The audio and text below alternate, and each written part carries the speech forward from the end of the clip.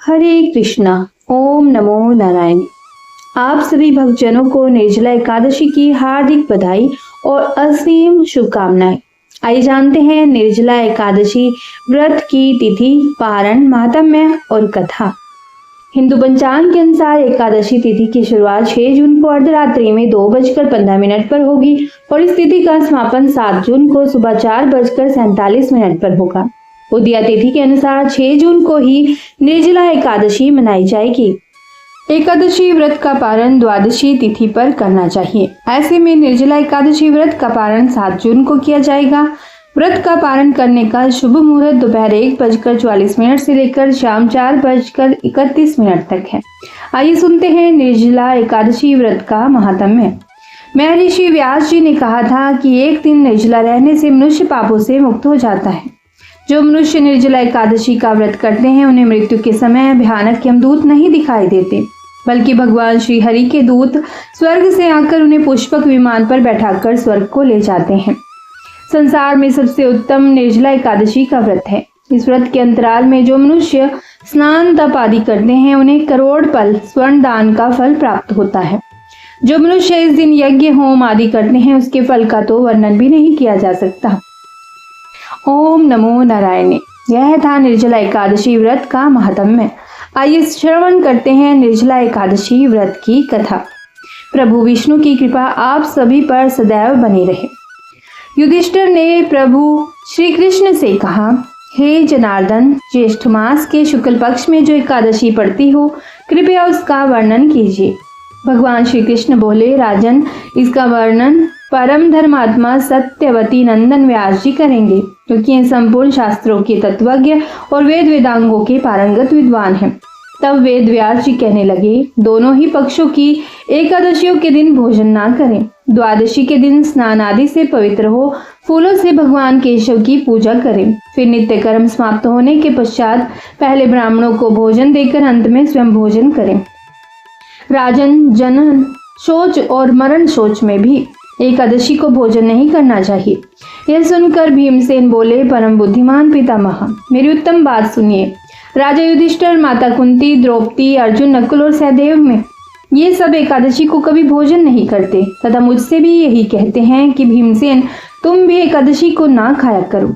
किंतु मैं उन लोगों से यही कहता हूँ कि मुझसे भूख नहीं सही जाएगी। भीमसेन की बात सुनकर व्यास जी ने कहा, यदि तुम्हें स्वर्गलोक की प्राप्ति अभीष्ट है और नरक को दूषित समझते हो तो दोनों पक्षों की एकादशियों के दिन भोजन ना करना। भीमसेन बोले, महाबुद्धिमान पितामह, मैं आपके सामने सच्ची बात कहता हूँ। एक बार भोजन करके भी मुझसे व्रत नहीं किया जा सकता, फिर उपवास करके तो मैं रह ही कैसे सकता हूँ। मेरे उदर में वृक नामक अग्नि सदा प्रज्वलित रहती है, अतः जब मैं बहुत अधिक खाता हूँ तभी यह शांत होती है।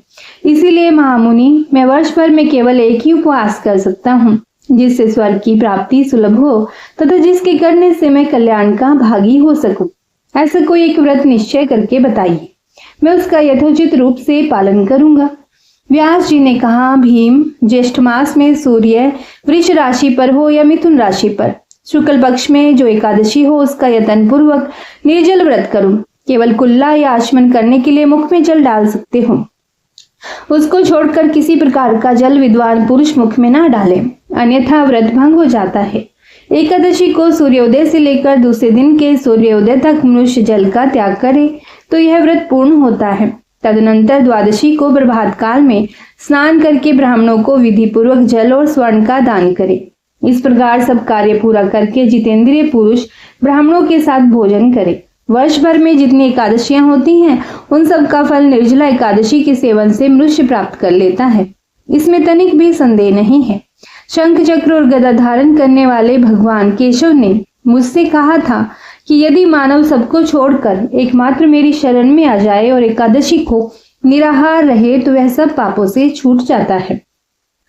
एकादशी व्रत करने वाले पुरुष के पास विशालकाय, विकराल आकृति और काले रंग वाले दंड पाशधारी भयंकर यमदूत नहीं जाते। अंतकाल में पीतांबरधारी, सौम्य स्वभाव वाले, हाथ में सुदर्शन धारण करने वाले और मन के समान वेगशाली विष्णुदूत और आखिर इस वैष्णव पुरुष को भगवान विष्णु के धाम में ले जाते हैं। अतः निर्जला एकादशी को पूर्ण यत्न करके उपवास और श्रीहरि का पूजन करो। स्त्री हो या पुरुष, यदि उसने मेरु पर्वत के बराबर भी महान पाप किए होंगे तो वह इस एकादशी व्रत के प्रभाव से भस्म हो जाता है। जो मनुष्य उस दिन जल के नियम का पालन करता है वह पुण्य का भागी होता है। उसे एक एक प्रहर में कोटि कोटि स्वर्ण मुद्रा दान करने का फल प्राप्त होता है। मनुष्य निर्जला एकादशी के दिन स्नान, दान, जप, होम आदि जो कुछ भी करता है वह सब अक्षय होता है। यह भगवान श्री कृष्ण का कथन है। निर्जला एकादशी को विधि पूर्वक उत्तम रीति से उपवास करके मानव वैष्णव पद को प्राप्त कर लेता है। जो मनुष्य एकादशी के दिन अन्न खाता है वह पाप का भोजन करता है। इस लोक में वह चांडाल के समान और मरने पर दुर्गति को प्राप्त होता है। जो ज्येष्ठ के शुक्ल पक्ष में एकादशी को उपवास करके दान करेंगे वे परम पद को प्राप्त होंगे। जिन्होंने एकादशी को उपवास किया है वे ब्रह्म हत्यारे, शराबी, चोर तथा गुरुद्रोही होने पर भी सब पातकों से मुक्त हो जाते हैं। हे कुंती नंदन, निर्जला एकादशी के दिन श्रद्धालु स्त्री पुरुषों के लिए जो विशेष दान और कर्तव्य विहित है उन्हें सुनो। उस दिन जल में शयन करने वाले भगवान विष्णु का पूजन और जलमय धेनु का दान करना चाहिए अथवा प्रत्यक्ष धेनु या घृतमय धेनु का दान उचित है। पर्याप्त दक्षिणा और भांति भांति के मिष्ठानों द्वारा यत्न पूर्वक ब्राह्मणों को संतुष्ट करना चाहिए।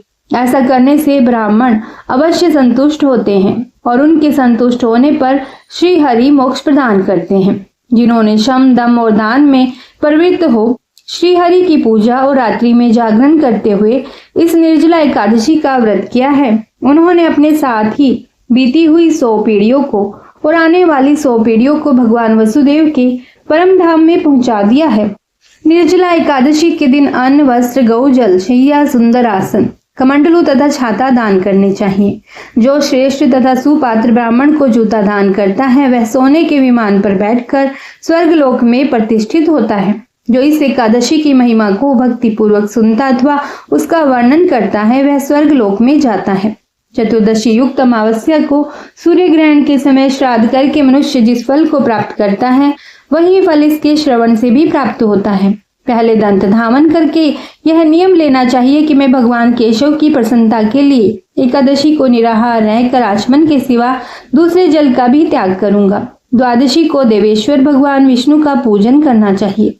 गंध, धूप, पुष्प और सुंदर वस्त्र से विधि पूर्वक पूजन करके जल के घड़े के दान का संकल्प करते हुए इस मंत्र का उच्चारण करें। देवदेव ऋषिकेश संसार अरनवतारक उद कुंभ प्रदानेन नये माम परमाम गति, अर्थात संसार सागर से तारने वाले हे देवदेव ऋषिकेश, इस जल के घड़े का दान करने से आप मुझे परम गति की प्राप्ति कराइए। भीमसेन, ज्येष्ठ मास में शुक्ल पक्ष की जो शुभ एकादशी होती है उसका निर्जल व्रत करना चाहिए। उस दिन श्रेष्ठ ब्राह्मणों को शक्कर के साथ जल के घड़े दान करने चाहिए। ऐसा करने से मनुष्य भगवान विष्णु के समीप पहुंचकर आनंद का अनुभव करता है। तत्पश्चात द्वादशी को ब्राह्मण भोजन कराने के बाद स्वयं भोजन करे। जो इस प्रकार पूर्ण रूप से पापनाशनी एकादशी का व्रत करता है वह सब पापों से मुक्त हो आनंदमय पद को प्राप्त होता है। यह सुनकर भीमसेन ने भी इस शुभ एकादशी का व्रत आरंभ कर दिया। तब से यह लोक में पांडव एकादशी के नाम से विख्यात हुई। आइए जानते हैं व्रत खोलने की विधि। द्वादशी को सेवा पूजा की जगह पर बैठकर भुने हुए 7 चनों के 14 टुकड़े करके अपने सिर के पीछे फेंकने चाहिए। मेरे 7 जन्मों के शारीरिक, वाचिक और मानसिक पाप नष्ट हुए, यह भावना करके 7 अंजलि जल पीना और चने के 7 दाने खाकर व्रत खोलना चाहिए। निर्जला एकादशी व्रत रखने के 2 बहुत बड़े फायदे होते हैं और जो 5 बड़े दान हैं वो इस प्रकार से है। सबसे पहले तो पद्म पुराण में निर्जला एकादशी के व्रत द्वारा मनोरथ सिद्ध होने की बात कही गई है। इस एकादशी के व्रत को विधि पूर्वक करने से सभी एकादशियों के व्रत का फल मिलता है। जो 5 बड़े दान हैं वो इस प्रकार से हैं: अन्न जल दान, गौ दान, वस्त्र दान, जूता दान और छाता दान। यह नहीं कर सकते हैं तो कम से कम इस दिन कलश में जल भरकर उसे सफेद वस्त्र से ढककर चीनी और दक्षिणा के साथ किसी ब्राह्मण को दान जरूर करें, जिससे साल भर की सभी एकादशियों का फल प्राप्त होता है। ओम नमो भगवते वासुदेवाय नमः। प्रभु विष्णु की कृपा सदैव आप पर और आपके परिवार पर बनी रहे। आइए सुनते हैं एक और कथा। एक समय की बात है, ब्रह्मा जी ने सोचा आज श्री कृष्ण का अधर अमृत लेना है, परंतु श्री कृष्ण को पता न चले और ब्रह्मा जी व्रज में आ गए। ब्रह्मा जी ने देखा अभी कृष्ण अपने सखाओं के साथ भोजन कर रहे हैं और भोजन करके यमुना जल में हाथ धोने जाएंगे, तब मैं अधर अमृत ले लूंगा, इसीलिए मछली बन गए। ब्रह्मा जी जैसे ही मछली बने, तुरंत श्री कृष्ण भगवान ने सखाओं को कहा, आज हम जल से हाथ नहीं धोएंगे, व्रज रज से हाथ धो लेना। तो वो बात ब्रह्मा जी ने सुन ली, तो ब्रह्मा जी ने चींटी का रूप ले लिया। श्री कृष्ण भगवान को भी पता चल गया, इसीलिए सखाओं को कहा आज कोई भी व्रज रज से भी हाथ नहीं धोएगा। तब ब्रह्मा जी ने सोचा कि श्री कृष्ण अब क्या करते हैं, देखो कुछ करते ही मुझे उनका अधर अमृत मिलेगा।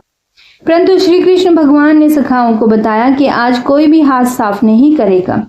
अब श्री कृष्ण भगवान ने सभी सखाओं से कहा, सब ऐसे भोजन करना कि हाथ धोने ही ना पड़े। तो सभी सखाओं ने भोजन करके अपनी उंगली चाट ली ताकि हाथ धोने की नौबत ही ना आए। और अब ब्रह्मा जी सोच में पड़ गए कि यह तो गजब हो गया, मैं व्रज में श्री कृष्ण का अधर अमृत ग्रहण करने आया, परंतु वो मुझे मिला ही नहीं।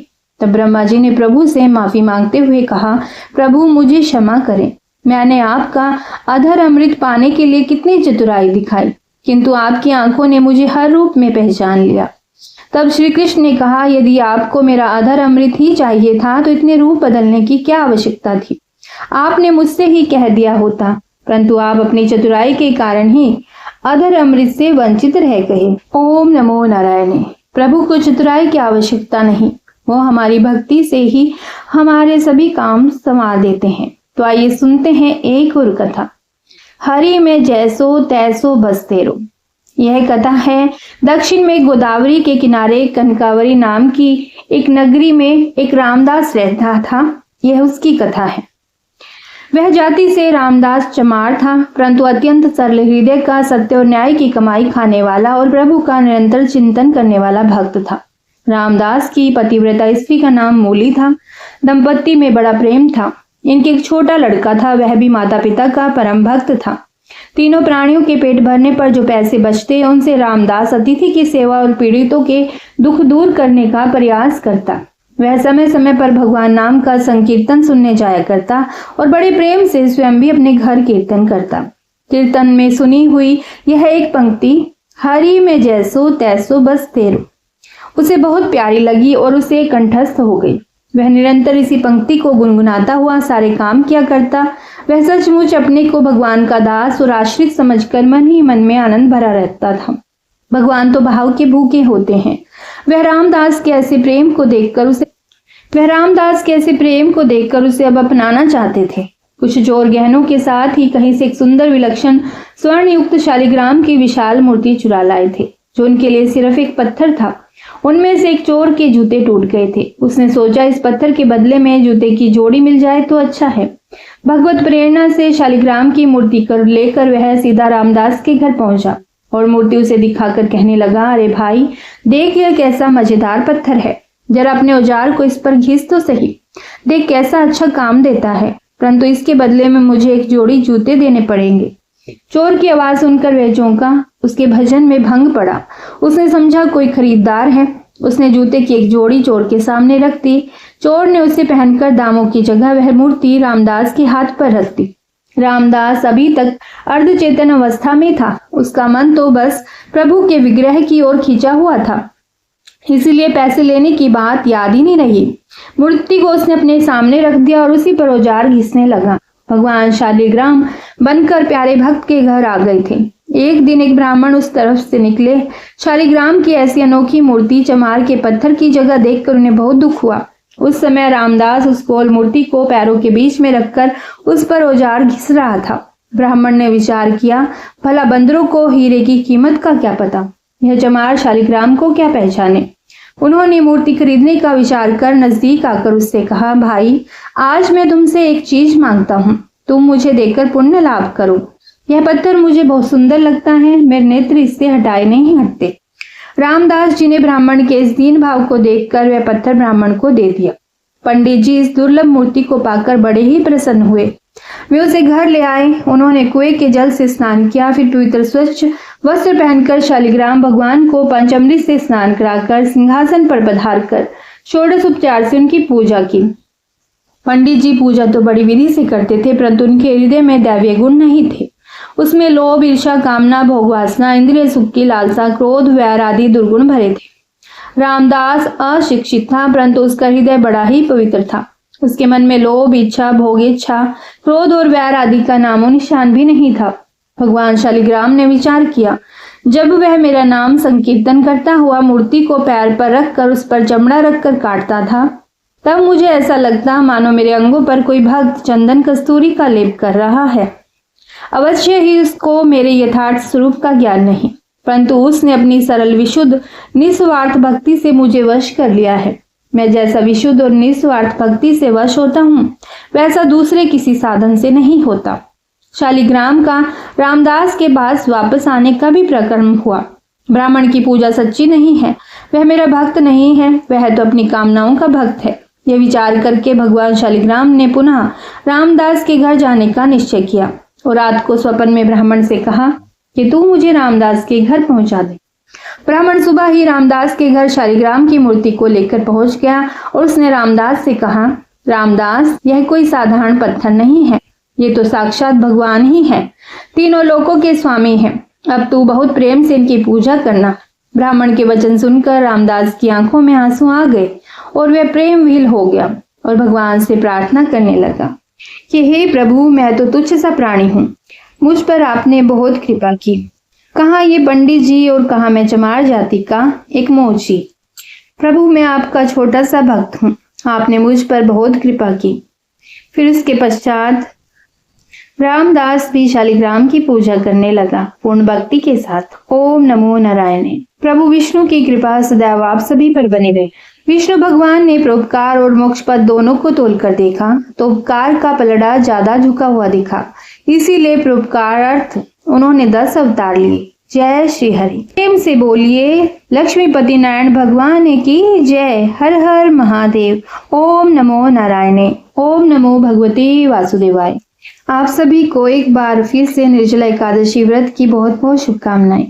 इस एकादशी का महत्व साल भर के अन्य 23 एकादशियों से बढ़कर माना गया है। यह बात स्वयं ऋषि वेदव्यास ने भीम को बताई थी, इसलिए इस एकादशी को भीमसेनी एकादशी भी कहा जाता है। और निर्जला एकादशी पर स्वयं निर्जल व्रत रखकर जल का भरा हुआ घड़ा दान करने से सुख, यश और समृद्धि की प्राप्ति होती है। इस दिन शीतलता प्रदान करने वाली चीजें जैसी शरबत आदि का भी दान करना चाहिए। आइए एक बात और आपको बता देते हैं कि एक बहुत बड़ा भ्रम है कि एकादशी को तुलसी में दीपक नहीं जलाते, जबकि इस दिन तुलसी में केवल जल अर्पित करना और उन्हें तोड़ना मना है, दीपक जलाना मना नहीं है। एकादशी के दिन तुलसी खरीद कर लाने का मतलब है श्री लक्ष्मी नारायण को घर में लाना। तो आपके घर में यदि तुलसी नहीं है तो इस दिन अवश्य ही लेकर आइएगा। और एक और बात बताएं आपको कि सड़क के किनारे पीपल, शीशम, नीम, बरगद, अशोक और आम के वृक्ष लगाने तथा उसकी देखभाल करने वाले व्यक्ति को कभी भी पितरदोष नहीं सताता। इसीलिए आज से ये कार्य आरंभ कीजिए। प्रभु विष्णु और कृष्ण जी की कृपा सदैव आप पर बरसती रहे।